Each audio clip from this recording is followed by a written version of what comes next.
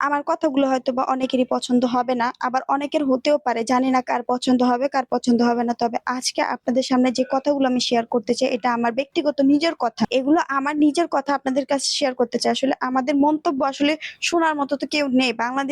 বাংলাদেশে যারা সাধারণ মানুষ আছে তাদের কথা তো আসলে কেউ শুনবে না। আর এটার একমাত্র মাধ্যমও হচ্ছে আমাদের কথাগুলো অনলাইনের মাধ্যমে দেওয়া, যেগুলো আপনারা পারেন মানুষের কাছে পৌঁছে দিতে। এজন্য আপনাদের সাথে এই ভিডিওটা শেয়ার করতেছি। আসসালামু আলাইকুম, হ্যালো এভরিওয়ান, কেমন আছেন সবাই? আমাদের বাংলাদেশ থেকে শেখ হাসিনা চলে গেছে। আমরা হয়তো এটা সবাই খুশি, বা আমরা তখন খুশি ছিলাম যে শেখ হাসিনা চলে গেছে। তারা খুশি হয় না যারা আগের জামানায় বিএনপি কে দেখছে। আসলে বিএনপি কে আমি কোনো ছোট করে কথা বলতেছি না, তবে এই কথাগুলো বলতে আমি বাধ্য হচ্ছি যে বিএনপি আসার পর থেকে যে এই যে দেশ গ্রামে যে চুরিগুলো হচ্ছে, বা প্রত্যেকটা এলাকায় কেউ ঘুমাতে পারছে না। আমরা গাজীপুর এলাকায় থাকি, আমাদের আশেপাশে আমাদের এলাকায় আমার ঘর থেকে গত শুক্রবারে চুরি হয়েছে। তারপর থেকে মনে করেন যে কত বাড়িতে যে গরু চুরি হয়েছে আর কত কিছু যে চুরি হয়েছে তা বলার বাইরে। দিন দুপুরে মানুষ চিন্তাই করতেছে, দিন দুপুরে গাঁজা খাইতেছে, বাবা খাইতেছে। আসলে আমরা কোন দেশে আগে যে সমস্ত মানুষ খাইতে বা ইয়াবা খাইতে, আমি জানি না এত কিছুর নাম, এগুলো খাইতে নেশা করতে যারা ভয় পাইতো, এখন তারা নেশা বিক্রি করছে। তো মনে করেন বাংলাদেশে কতটা অবনতি হয়েছে। আসলে এই কথাগুলো আমি মন খুলে বলতে চাই আপনাদের সামনে, কারণ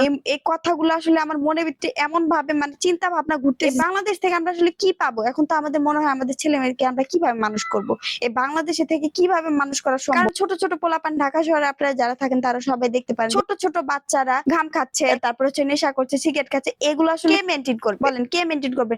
এই শেখ হাসিনা যাওয়ার পর থেকে চুরি শুরু হয়েছে। রাত্রের ঘুম কারোরই নাই, কাউকে হত্যা করতেছে, কাউকে মারতেছে, কারো বাসায় গিয়ে মানুষকে মার্ডার করে আসতেছে। কোনো অন্যায় করলে প্রতিবাদে মানুষ ভয় পায়, কেউ কিছু করলে মানুষ ভয় পায়। ঢাকা শহরে যদি কেউ কাউকে মেরে ফেলে, আরেকজন আটকাতে গেলে ভয় পায় যদি আমার জীবনটা চলে যায়। তাহলে বলেন আমরা কোন দেশে বাস করতেছি? আমরা সরকার পদত্যাগ হওয়ার পর থেকে বাংলাদেশে কিছু পাই আর না পাই, যা পাইছি তা হচ্ছে চোর আর হচ্ছে নেশাখোর। এই চুরিগুলা কারা করছে? এই নেশাখোরাই করছে। ওরা কাম করে না, কাজ করে না, ওরা নেশা খায় কোত্থেকে? ওরা তো এভাবে মানুষের বাসা থেকে চুরি করে নিয়ে যায়। আমার সরকার কাছে আবেদন যে আপনি প্লিজ এই সমাজটাকে বাঁচান, আমাদের বাংলাদেশটাকে বাঁচান। এই বাংলাদেশের শত শত মানুষ পরিবার ভুগতেছে।